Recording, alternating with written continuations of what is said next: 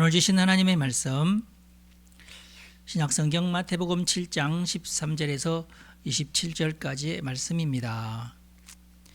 계시의 말씀을 읽을 때 하나님의 음성을 들으시기 바랍니다. 좁은 문으로 들어가라. 멸망으로 인도하는 문은 크고 그 길이 넓어 그리로 들어가는 자가 많고 생명으로 인도하는 문은 좁고 길이 협착하여 찾는 자가 적음이라. 거짓 선지자들을 삼가라. 양의 옷을 입고 너희에게 나오나 속에는 노략질하는 일이라. 그들의 열매로 그들을 알지니 가시나무에서 포도를 또는 은근귀에서 무화과를 따겠느냐? 이와 같이 좋은 나무마다 아름다운 열매를 맺고 못된 나무가 나쁜 열매를 맺나니 좋은 나무가 나쁜 열매를 맺을 수 없고 못된 나무가 아름다운 열매를 맺을 수 없느니라. 아름다운 열매를 맺지 아니하는 나무마다 찍혀 불에 던져지느니라. 이러므로 그들의 열매로 그들을 알리라. 나더러 주여 주여 하는 자마다 다 천국에 들어갈 것이 아니요 다만 하늘에 계신 내 아버지의 뜻대로 행하는 자라야 들어가리라. 그날에 많은 사람이 나더러 이르되 주여 주여 우리가 주의 이름으로 선지자 노릇하며 주의 이름으로 귀신을 쫓아내며 주의 이름으로 많은 권능을 행하지 아니하였나이까 하리니 그때에 내가 그들에게 밝히 말하되 내가 너희를 도무지 알지 못하니 불법을 행하는 자들아 내게서 떠나가라 하리라. 그러므로 누구든지 나의 이 말을 듣고 행하는 자는 그 집을 반석 위에 지은 지혜로운 사람 같으리니 비가 내리고 창수가 나고 바람이 불어 그 집에 부딪히되 무너지지 아니하나니 이는 주초를 반석 위에 놓은 까닭이요 나의 이 말을 듣고 행하지 아니하는 자는 그 집을 모래 위에 지은 어리석은 사람 같으리니 비가 내리고 창수가 나고 바람이 불어 그 집에 부딪힘에 무너져 그 무너짐이 심하니라. 아멘. 나는 지금 누구에게 붙들려 있는가? 이런 제목으로 말씀을 전하겠습니다. 오늘은 영성에 관한 말씀을 전하겠습니다. 보편적으로 잘 알려져 있는 영성에 관한 얘기가 아니라 오직 성경에서 그것도 예수님께서 하신 말씀 중에서 영성에 관해서 정의해 주신 그 얘기를 오늘 하겠습니다. 그래서 오늘 예수님의 말씀을 읽었는데요. 영성이라는 단어는 사실 매우 쉽게 이해가 되는 단어이기도 하면서 헤매기 시작하면은 이게 끝간데 없이 나락으로 추락하는 주제가 또 영성이에요.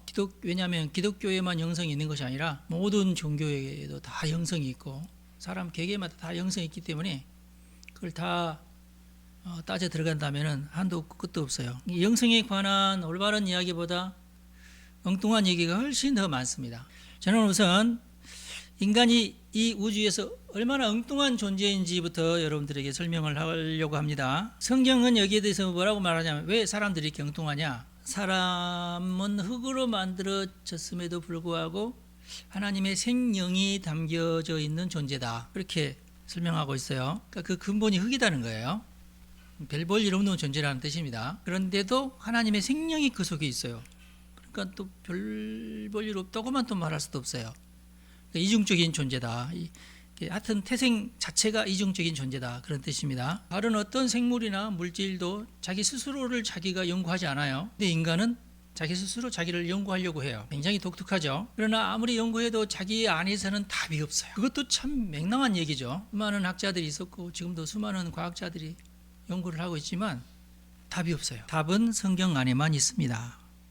그래서 오늘 일단 우리는 이 질문부터 던지겠는데 인류는 이 우주에서 걸맞은 존재인가? 인류가 이 우주에 걸맞은 존재인가? 걸맞은 존재인 것 같기도 하면서도 또 걸맞지 않는 존재이기도 해요. 먼저 이 우주의 정밀도를 제가 여러분들에게 소개하려고 그래요. 과학자는 아닌데 이 우주의 정밀도가 우리의 상상을 뛰어넘습니다. 단순한 얘기가 아니에요. 저는 이제 우주 상수에 대해서 잘 몰라요. 과학자들이 다루는 얘기니까. 그런데 과학자들조차 이 우주 상수에 가로막혀가지고 지금 끙끙거리고 있어요. 한참 오래됐어요. 이 우주 상수 때문에 이런저런 말들이 많은데 아무도 이것을 규명해내지 못해요. 진화론자들은 급기야 무슨 얘기까지 만들어냈냐면 다중우주론까지 만들어냈습니다. 이 우주가 이 하나밖에 있는 게 아니고 헤아릴 수 없이 수많은 우주 가운데 우리 우주가 그래도 성공했다 이렇게 얘기를 해요. 기죠. 그러니까 일단 과학자들이 우주 상수를 정해놓고 측정을 했어요. 이론적으로 측정을 했어요. 그리고 이론적으로 그렇게 만들어 놓고 실제로 측정을 해봤는데 너무 달라요. 달라도 너무 달라요. 조금 다르면은 수학적으로 이걸 좀 어떻게 수식을 고쳐서라도 이렇게 해보는데 달라도 너무 달라요. 그게 이제 우주 상수라는 건데 허용하는 오차가 무려 10의 마이너스 123승이에요. 10의 마이너스 123승, 여러분들이 상상할 수 없는 숫자입니다. 오차가. 여기에서 벗어나면 우주는 망한다는 거예요. 저는 신학도니까 도저히 그것을 제가 헤아릴 수도 없는데 한 자릿수만 어긋나도 우주는 붕괴가 되는 거예요. 형성이 되지 않든지 빅뱅이 일어났다고 해도 별들이 생기지 않든지 하여튼 그런 무려 10의 마이너스 123승, 거의 제로에 가까워요. 제로는 아닌데 제로에 가까워요. 그럼 이 수는 우리가 이해하기 쉽게 그러면 이게 어떤 수냐? 전체 우주에서, 우리나라 말고 전체 우주에서 원자 하나의 크기 여러분 헤아릴 수 있나요? 못해요. 여러분들도 지금 여러분 몸에 있는 그 원자의 수가 어마어마해요. 못 셉니다. 그런데 이 전체 우주에서의 원자 하나를 추려내는 정도의 크기예요. 이 우주 상수가 정하는 그 크기만큼 오차가 생겨도 우주가 사라져요. 그래서 이 실험 결과 앞에서 과학자들은 너무 당황스러워해요. 지금 아무도 지금 이 문제를 못 풀었어요. 측정값과 이론값이 너무 달라요. 저는 그래서 이 우주 상수를 신의 영역에 있는 숫자다 그렇게 명명을 했는데, 여러분 이건 신의 영역 아니에요 정말. 그 다음에 DNA 복제 오류율이 있어요. DNA가 각 세포마다 어마어마하게, 우리 인간에게 있는 DNA도 어마어마하잖아요. 그 어마어마한 DNA가 각 세포마다 다 들어있어요. 세포의 수만 해도 몇십 조 막 이러잖아요. 그런데 이게 매일 이게 복제를 해야 돼요. 세포가 계속 이제 분열을 하면서 어떤 세포는 노화돼서 이제 사라지고 새 세포가 그 자리를 채우고 이렇게 하는 일을 하루에도 얼마나 많이 한다. 우리의 상상을 뛰어넘는 숫자가 우리 속에서 계속 분열을 해요. 그런데 이게 복제 오류라는 게 또 있어요. DNA 자체만 해도, 우리 인간의 DNA만 해도 그것을 우리가 이제 만약에 글로 쓴다면 트럭 몇 대분에 해당되는 그런 DNA 그 코드인데, 그 코드가 오류가 있어요. 오류가 없는 게 아니라. 그 오류가 어느 정도 오류냐면은 이것도 10의 마이너스 9승이에요. 오류가 전혀 없는 게 아니에요. 인간이 만든 어떤 정밀 시스템도 이 수준에 근접하지 못해요. 하나 작은 세포 안에서 일어나는 일인데도 그 정밀도가 어마어마합니다. 지금도 여러분들 중에는 10의 마이너스 9승만큼의 오류가 세포 분열에서 일어나요. 이건 정말 과학자들이 정밀하게 측정한 측정값이에요. 여기에 잘못되면 암이 돼요. 근데 계속 일어나야 돼요. 여러분 조심하시기 바랍니다. 정말 암이 이렇게 발전하는 것도 너무 힘든 일인데 하여튼 이게 분열하지 않으면 또 안 돼요. 우리가 늙어 죽을 때까지 계속 분열을 하긴 해야 돼요. 과학자들 중에 이제 우리 예수 믿는 사람들은 이것은 이런 놀라운 어떤 정밀도는 우리 인간이 하나님의 형상이기 때문에 그렇다 그렇게 주장을 합니다. 그리고 이제 연구를 하는 과학자 중에 이 하나님의 존재를 믿는 분들이 굉장히 많은데, 뭐 우리가 너무나 잘 알고 있는 뉴턴도 마찬가지예요. 하나님이 이 세상에 여러 가지 법칙들을 만들어 놨다는 것을 믿고 그 법칙을 발견하기를 원합니다. 그걸 왜 발견해야 되느냐? 그래야 과학이 발전을 해요. 이제 여러분, 저는 이제 어디까지 상상을 하냐면, 틀림없이 인류는 지금 핵 발전으로 굉장히 많은 에너지 유익을 얻고 있잖아요. 핵 발전이 뭐예요? 태양이 움직이는 그 폭발하는 그런 어떤 현상을 조그마한 원자로에 집어넣는 거 아니에요? 어마어마한 에너지가 나오죠. 그럼 저는 이제 나중에 이제 이 기술이 더 발달되면 여러분의 휴대폰 안에도 이 기술이 들어갈 거라고 저는 봐요. 지금은 배터리라는 무거운 것이 들어가지만은 하여튼 나노 단위의 핵 발전소를 여러분의 휴대폰에 넣으면은 여러분들이 휴대폰은 여러분들이 죽어도 휴대폰은 안 죽어요. 충전할 것도 없어. 그냥 만들 때 그렇게 만들어 놓으면은 뭐 그때까지 내가 살지 모르겠는데, 하여튼 과학자들은 오늘 또 하나님께서 내 머릿속에 어떤 인사이트를 주시기를, 그래서 이건 이럴 것 같은데 한번 실험 한번 해볼까? 그러면서 계속 실험을 해요. 그렇게 해서 그 실험에서 성공을 하면은 마침내 그것을 이제 과학 저널에 발표를 하죠. 그러면은 그 사람은 노벨상을 받고 막 그래요. 그래서 그 상 하나 받으려고 그렇게 미친 듯이 연구를 합니다. 그런데 진화론자들은 절대 실험 같은 거 안 해요. 성실한 과학자들이 이렇게 딱 발표를 하면은 거기다 얼른 숟가락을 하나 딱 얹어요. 그것도 진화론이다 이렇게 하면서. 재밌어요, 진화론자들. 여러분, 이 우주는 절대로 우연히 만들어진 정밀함이 절대로 아니에요. 인간만 이 창조적 이 우주를 탐구합니다. 그렇게 탐구하면서 그렇게 하나님의 형상을 닮은 존재인데도 불구하고 여전히 가장 파괴적이기도 해요. 전쟁하고 서로 지배하려고 하고 합법을 가장한 어떤 방법을 통해서 막 빼앗으려고 하고, 이게 그 아이러니죠. 도대체 왜 그런지 몰라요. 인간의 정체성은 뭘까요, 여러분? 악마가 따로 없어요. 여러분이 사자가 악마든지 뭐 호랑이가 악마든지 그 옛날 조선시대에는 그랬지만은 지금 누가 악마예요? 사람이 악마예요. 보이스피싱 뭐 사자가 하고 그러나요? 인간이 해요. 전쟁 누가 해요? 인간이 해요. 너무 치밀합니다, 전쟁 기술이 지금. 그런데도 오직 인간만 이 우주에서 의미를 묻는 존재예요. 왜 그러지? 자기 스스로에게도 너는 왜 살지? 너는 왜 태어났니? 너의 삶의 목적이 뭐야? 하고 물어보는 존재는 인간밖에 없어요. 그리고 나는 진화의 산물인가? 아니면 나는 창조된 존재인가? 이걸 묻는 자는 인간이에요. 여러분, 윤리적으로도 인간은 이상해요. 여러분, 우주 만물에서 우주 만물의 법칙을 어기는 존재는 없습니다. 인간 말고는. 참새가 참새의 법칙을 어기던가요?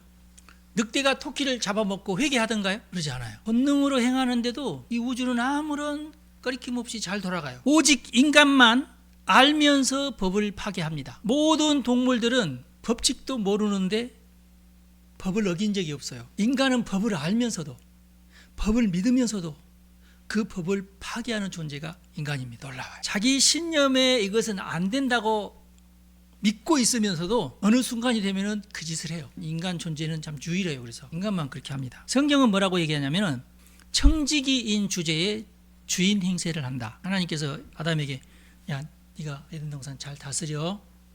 그런데 선악과는 먹지 마. 알겠지? 네, 알겠습니다. 그럼 그렇게 해야 되잖아. 호랑이였어도 그렇게 할 거예요. 늑대였어도 그렇게 할 겁니다. 그런데 인간은 그렇게 하지 않아요. 하지 말라는 짓을 꼭 해요. 너무 이상한 존재가 인간입니다. 그래서 제가 맨 처음에 뭐라고 물어봤어요? 이 우주에 정말 인간이 걸맞은 존재인가? 라고 물었잖아요. 여러분 어떻게 생각하세요? 나는 아담이 아니니까 괜찮습니다. 그렇게 생각하실래요? 여러분들도 어쩔 수 없는 상황이 되면 저지를 텐데, 놀랍게도 이 청지기인 인간은 부추겨진 말 한마디 때문에 넘어갑니다. 아니야, 선악과를 먹으면 네가 하나님 되는데? 거짓말인데도 혹시 그럴지 몰라.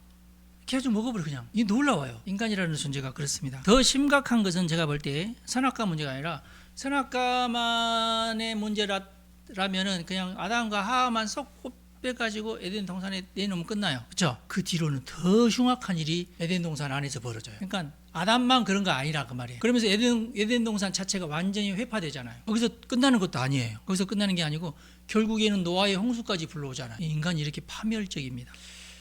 그런데 하나님은 더 놀라워요. 그걸 지금까지 질질 끌고 오셔. 우리가 하나님을 닮은 건지.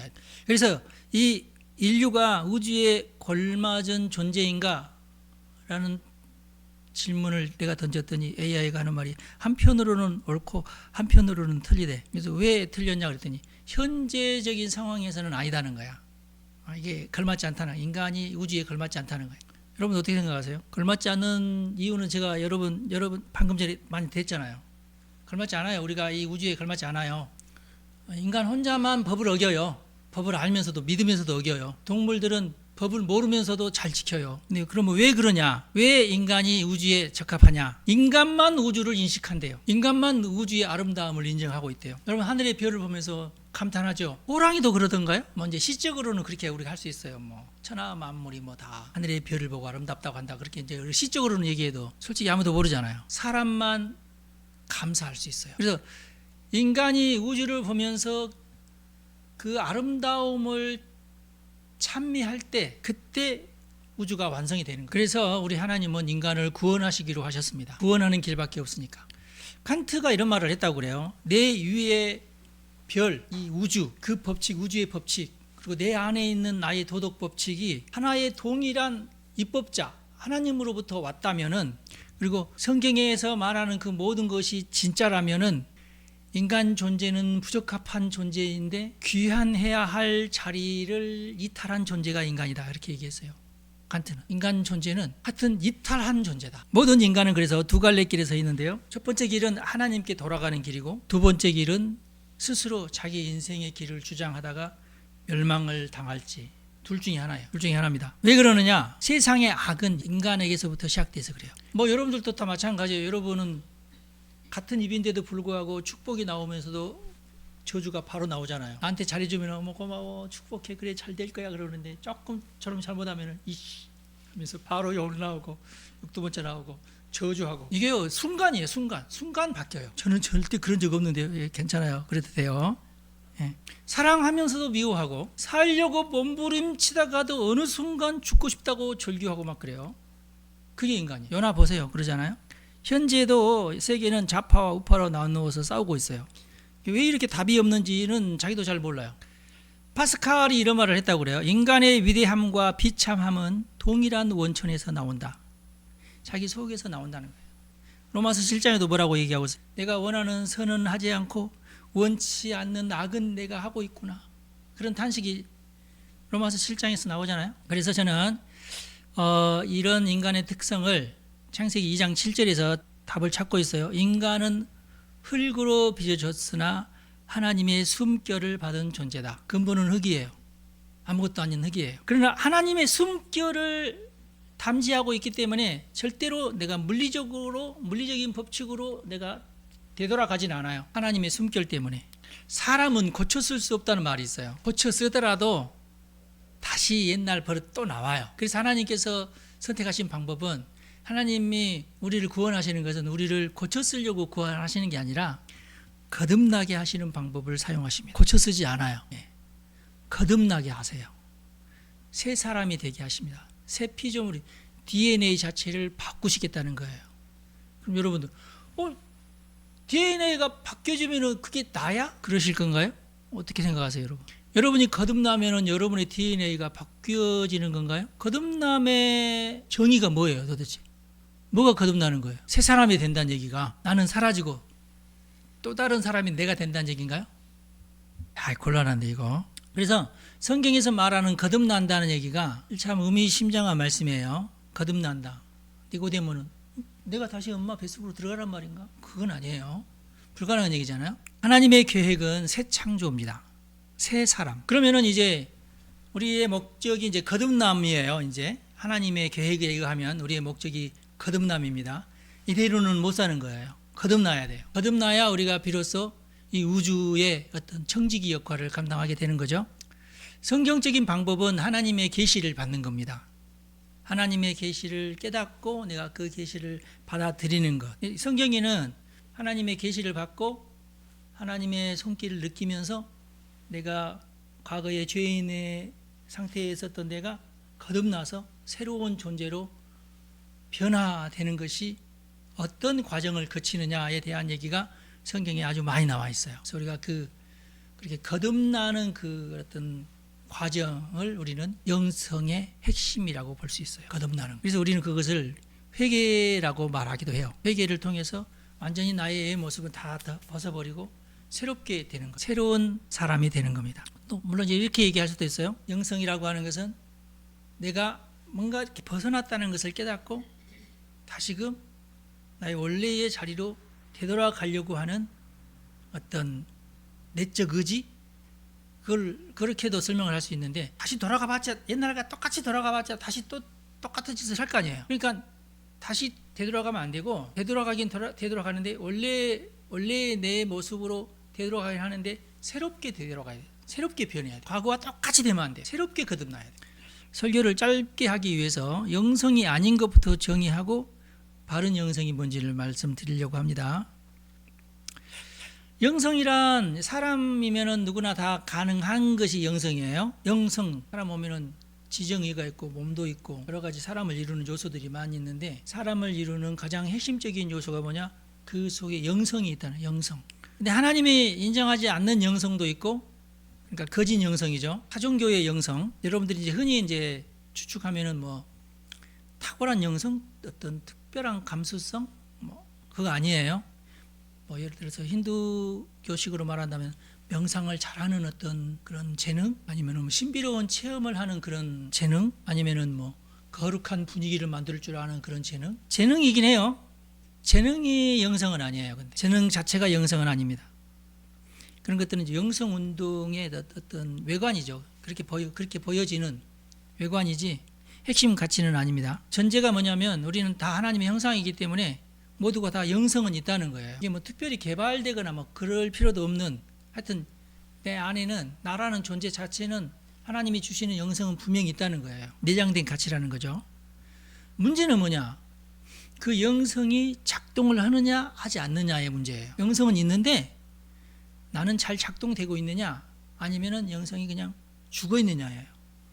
성경은 죽어 있다고 선언합니다. 이미 너희들은 죽어 있다. 그것이 작동되려면 어떻게 해야 되느냐? 그러면은 나의 영성이 지금 작동하고 있느냐 그렇지 않느냐를 먼저 따져야 되겠죠. 학자들은 그러면 내 영성이 작동하고 있다는 것을 어떻게 내가 깨달을 수 있느냐. 여러분들에게 이런 현상이 있으면 영성은 그래도 그 영성이 없거나 그러지 않다고 말이에요. 여러분들이 사자거나 코끼리는 아니고 사람이라는 뜻이에요. 영성이 있다는 얘기는 첫 번째, 자존심이 있으면 그 사람은 영성이 있는 거예요.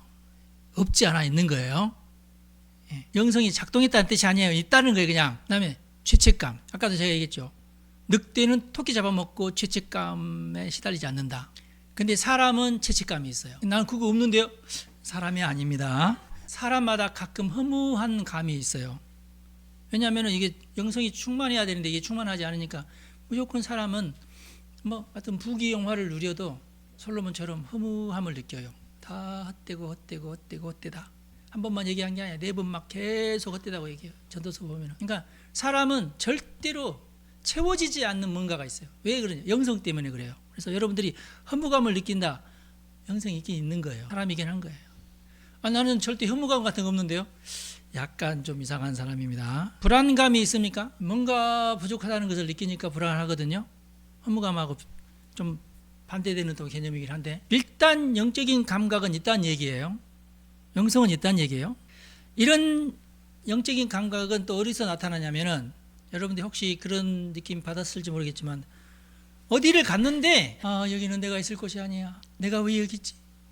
이런 느낌이 들면은 여러분들은 그래도 영성이 있는 겁니다. 뭘 막 하고 있기는 하고 있는데 이거 내가 왜 하지? 내가 이 짓을 왜 하지? 영성이 있다는 증거예요. 여기서 벗어나고 싶어. 언제까지 내가 이래야 되나? 누가 나를 좀 꺼내줬으면 좋겠는데. 이런 느낌. 또는 이럴 때 이거 하면 안 되는데. 근데 막 해. 하면서도 내가 이러면 안 되는데. 뭐 이런 느낌. 그러면은 그 사람은 그래도 영성이 있는 거예요. 사람인 거예요. 사람만 이런 느낌이 있어요. AI 이런 거 없어요. 사람만 이런 걸 느껴요. 그러면서 더 나은 자아를 갈망합니다. 나는 이래서는 안 되는데. 내 인생은 이렇게 가다가 끝나는 게 내 인생이 아니야. 더 의미 있는 실제를 내가 갈망하게 돼 있어요. 뭐 또 간단하게는 여러분 지난주에 벚꽃이 그냥 아주 그냥 기가 막히게 피었는데 감동되시던가요? 그럼 여러분 영성이 있는 겁니다. 뭔가 느낌이 있는 거예요. 다만 이제 제대로 작동한다는 수준까지는 아니에요. 영성의 첫 번째 작동은 성경에 의하면 회개입니다. 뉘우치는 거예요. 이건 아니야. 나는 이래서는 안 돼. 이건 잘못된 거야. 이런 감각. 마치 탕자가 허랑방탕하게 살다가 이건 아니지. 나 이러려고 했던 거 아니야. 근데 내 형편이 너무 초라하고 너무 부끄러워. 그런데 방법은 아버지한테 돌아가는 것밖에 없어. 돌아가야 돼. 그게 영성이에요. 그게 내가 갈 길은 여기야. 가야 돼. 죽더라도 가서 죽어야 돼. 그게 영성입니다. 여러분 이 영성이라는 게 감성 뭐 어떤 환희 실컷 울고 땀을 뻘뻘 흘리면서 막 이렇게 그게 아니에요. 그냥 영성의 가능성이에요. 그냥 그것은 충분 조건이 아니라 필요 조건이 뭐냐면 자신의 결단이에요. 나는 이러면 안 돼. 나는 뭔가 달라져야 돼. 어떻게 하면 되지? 근데 내가 어떻게 할 수 없다는 것을 깨닫고 누군가의 나의 도움 필요해. 누군가가 나를 도와줘야 돼. 여기까지예요. 그게 영성이에요. 아니야, 난 잘 할 수 있어. 그건 교만이고. 인간은 자기 스스로 자기를 구원하지 못합니다. 안 돼요. 그러나 이건 할 수 있어요. 영성이 깨어나가지고 이건 아니야.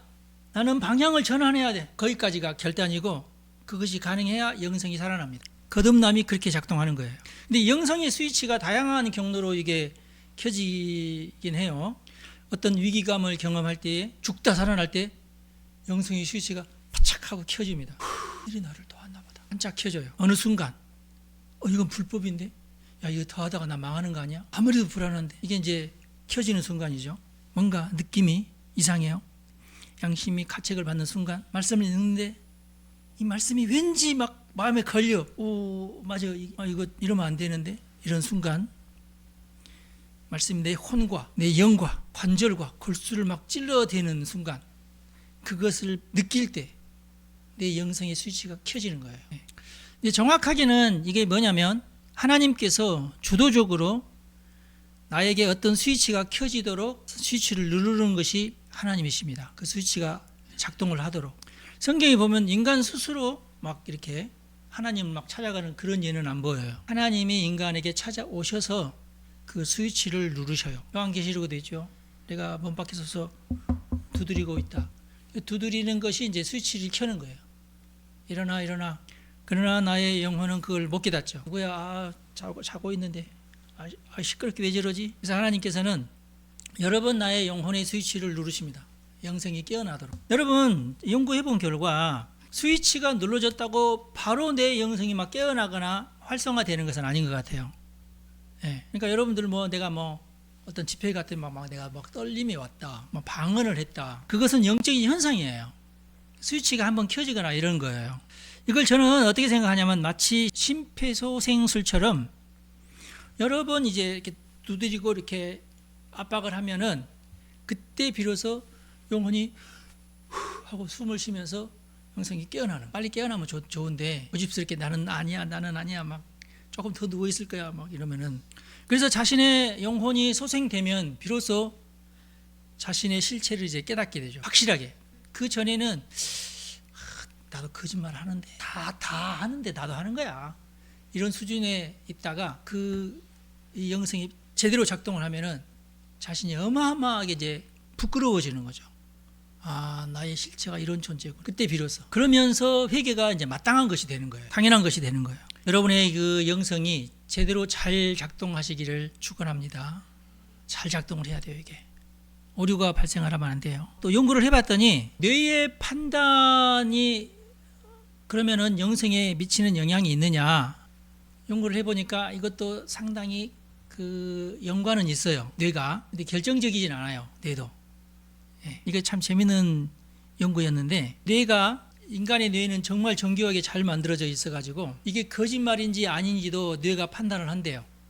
실험에 의하면. 여러분들도 그런 경험 있죠? 말 들어보니까 왠지 저는 거짓말인 것 같은데, 이런 느낌 있죠? 뇌가 그걸 잘 판단을 한대요. 근데 뇌 스스로도 뇌에게 거짓말을 한대요. 자기 스스로가 자기에게 거짓말도 한대요. 실험에 의하면. 어떻게 실험했는지는 구체적으로 제가 잘 모르고, 과학자들이 하는 결과가 그렇대요. 뇌 스스로가 자기가 하는 거짓말은 잘 감지를 해내지 못한대요. 다른 사람이 하는 거짓말은 내가 이렇게 분별을 하는데, 자기 스스로 자기에게 하는 거짓말은 분별을 잘 못 해낸대요. 그러면 자기 스스로가 자기에게 거짓말하고 있다는 것은 뭐가 그것을 분별을 해내느냐? 여러분, 그게 양심이랍니다. 그 양심이 뇌 속에 있는 거 아니야? 아니래요. 양심이 있는 자만 내가 나를 스스로 속이고 있구나, 이걸 느낄 수 있다. 목사님, 저는 그런 거 전혀 안 느끼는데요? 양심이 화인 맞아서 그래요. 그러니까 양심이 영성의 영역 안에 있습니다. 영성의 영역 안에.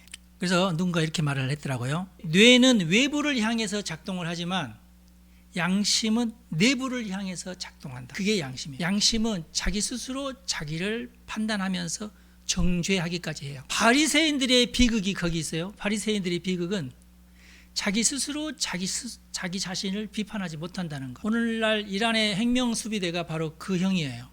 혁명수비대 자체가 자기 비판을 못하도록 이렇게 짜져 있어요. 북한의 주체사상도 김일성이 신이잖아요. 주체사상 자체가 김일성을 신으로 정의놨거든요. 백두혈통만 그것을 계승하게 됐어요. 근데 신은 오류가 없어야 되잖아. 그래서 작동이 안 돼요. 이게 국가가 작동을 못해요. 오류를 인정을 못해요. 그러면은 국가는 작동을 하지 않습니다. 그래서 양심이 참 중요해요. 여러분들도 진짜 인간이 되려면은, 진짜 영성을 살리려면은 양심이 제대로 먼저 작동을 해야 돼요. 내 안에서. 그 길밖에는 없어요. 그 왜 그러느냐? 이 뇌라는 것도 이 굉장히 유능한 어떤 탐지 기술을 가지고 있는데 기준점을 안 주면은 뭐가 옳은지 그런지를 잘 몰라요. 근데 양심이 그 기준점을 잡아주는 겁니다. 이게 옳은 거야. 뇌는 옳을 수도 있고 안 옳을 수도 있고 이렇게 판단할 수 있는데 양심이 이게 옳은 거야 라고 딱 기준점을 잡아줘야 그러면은 이게 옳은 거면은 이건 아닌 거야 이렇게 뇌가 판단을 해요. 이게 양심이 없으면 뇌는 이게 옳은가 보다, 이게 옳은가 본데 이렇게 돼요. 기준점이 없으니까. 그 기준점은 우리 기독교인들은 어디서 잡아요? 성경에서 잡아요. 그래서 성경을 캐논이라고 그럽니다. 기준점. 그래서 잠언 3장 5절에 마음을 다하여 주를 신뢰하고 내 명철을 의지하지 말라. 네 뇌를 의지하지 마라. 아무 소용없다. 오늘 우리가 읽은 예수님이 가르치신 말씀이 영성의 진수에 해당되는 말씀인데요. 좁은 문으로 들어가라 이 말은 예수님이 바로 문이라고 그랬거든요. 그러니까 예수님 그 문이 하나야. 이 문도 있고 저 문도 있고 문이 많아가지고 이리 들락 저리 들락 하는 거 아니다. 영성은, 진정한 영성은 예수님이라고 하는 문 하나예요. 내가 곧 길이요 진리요 생명이다. 예수님 밖에 없어요. 또 요즘에 이제 유행하고 있는, 우리 신학계에서도 유행하고 있는 다원주의. 산 꼭대기가 진리라면은 동쪽으로 올라갈 수도 있고 서쪽으로도 올라갈 수 있고 뭐 이기저기 뭐 올라가기만 하면 되는 거 아니야?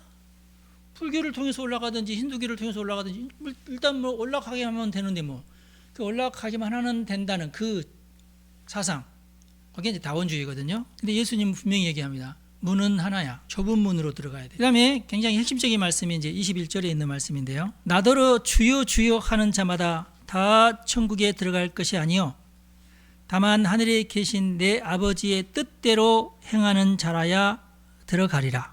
그날에 많은 사람이 나더러 이르되 주여 주여 우리가 주의 이름으로 선지자 노릇하며 주의 이름으로 귀신을 쫓아내며 주의 이름으로 많은 권능을 행하지 아니하였나이까 하리니 그때에 내가 그들에게 밝히 말하되 내가 너희를 도무지 알지 못하니 불법을 행하는 자들아 내게서 떠나가라. 이렇게 말씀하고 있어요. 여기서 예수님을 향하여 주여 주여 하는 자들, 자신이 주님을 붙들고 있다고 믿는 자들, 예수님께 충성을 맹세하고 주의 이름으로 선지자 노릇을 하고 자신들의 영성을 많은 대중 앞에서 이렇게 과시하는 자들, 주의 이름으로 많은 권능을 행하는 자들, 제 생각에는 일단 그 사람들이 어떤 유익을 끼친다고 하더라도 제 생각에는 하나님께서 그 환자를 불쌍히 여기셔서 고쳐주시는 것이지 그 거짓 선지자가 너무나 고마워서 고쳐주는 것은 아니라고 봐요. 주님은 오늘 말씀에 보니까 이 거짓 선지자들에게 대해서 아주 냉혹하십니다. 나는 너희를 도무지 알지 못한다. 그러니까 내가 예수님을 알아봤자 소용이 없어요. 예수님이 나를 알아주셔야 돼요. 예수님이 나를 알아주시는 것은 아까 제가 얘기한 그 영성의 원리대로 내 영성이 살아나는 길밖에 없어요. 진짜 내가 회개하는 길밖에 없어요. 그래서 예수님께서 그들을 전혀 무시하면서 나는 너희를 도무지 모른다. 억지로 더 막 모르신다고 하시는 것처럼 이 불법을 행하는 자들아. 이게 무슨 말이에요? 불법을 행하고도 불법인 줄 모르는 자들이에요. 그러니까 이 속에 법적인 감각이 없는 거예요. 양심도 없는 그런 상황이에요. 그리고 스스로 자기 법을 자기가 막 만들어내요. 스스로 이렇게 해석을 하고 기준이 없는 거죠. 기준이 자기지 하나님의 기준이 아닌 거죠. 그러면은 양심이 이제 화이 맞은 양심, 삐뚤어진 양심 이렇게 되는 거 아니에요. 자기 마음대로 자기 양심을 조절하는 양심. 하나님이 기준이지 내 양심이 기준은 아니잖아요. 그런 거죠. 자기 마음대로 법을 해석하고 자기가 원하는 대로 판결 나오지 않으면은 이건 불법이라고 막 큰 소리치고 우리나라에도 비슷한 일이 벌어지고 있죠. 영성의 기초부터 잘못 설계된, 여러분 스스로도 예수님을 붙잡으면은 의미가 없어요. 예수님이 그 땅에서 뭐 붙잡아 주시는 분도 아니지만은 예수님께 붙들려야 돼요. 여러분들이 예수님께 붙들림 당해야 예수님이 나는 너를 모른다고 얘기하지 않으세요. 오직 예수님만 우리의 주인이십니다. 그러니까 내가 내 마음대로 예수님의 이름을 사용하는 것은 불법이에요. 예수밖에 없어요. 길은 예수밖에 없어요. 영적 현상이 영성은 아니에요.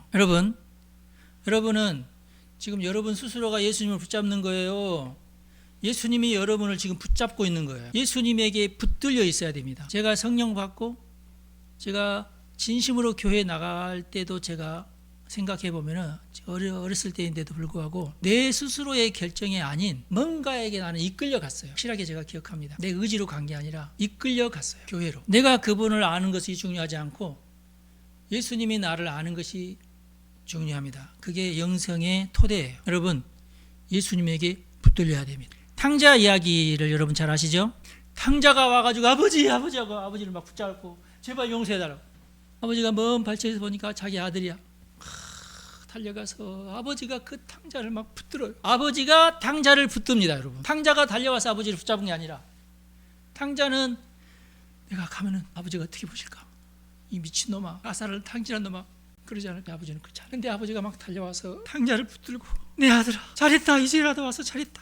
여러분, 영성의 완성은 내가 결단하는 순간이기 이전에 하나님 아버지가 나를 붙잡는 거예요. 그때 내가 비로소 내 영성이 되살아나면서 깨닫고 나도 하나님의 품에 들어가는 것입니다. 오늘 여러분들도 하나님의 손에 붙들리시기를 간절히 바랍니다. 이 회심이라고 하는 것은 하나님에게 내가 붙들리는 순간 내가 거기에 순응하는 거예요. 아버지 맞습니다. 저는 탕자입니다. 저는 죄가 많습니다. 저를 용서해 주십시오 하는 것이 영성의 시작이고 그래서부터 놀라운 영성이 다시금 폭발적으로 일어납니다. 기도하겠습니다. 하나님, 죄인이 여기에 와 있습니다. 오직 하나님의 손에 이끌려 오늘 또 예배당에 왔습니다.